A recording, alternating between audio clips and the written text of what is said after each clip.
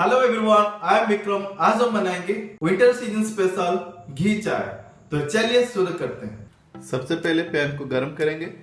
देसी घी,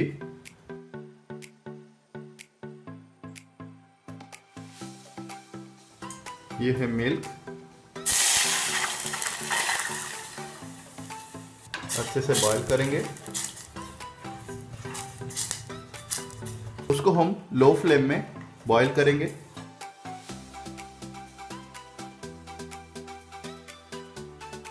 केसर, ये ऑप्शनल है।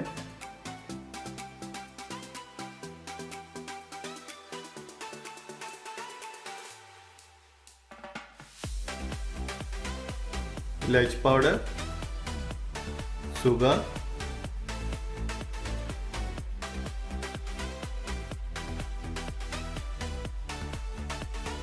ये है टी,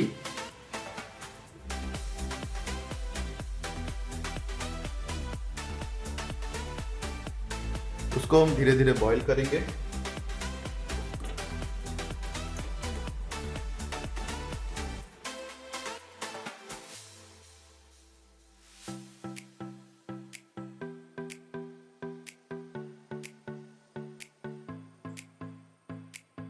ये देखिए कलर कैसे आ रहा है, बहुत अच्छा वाला।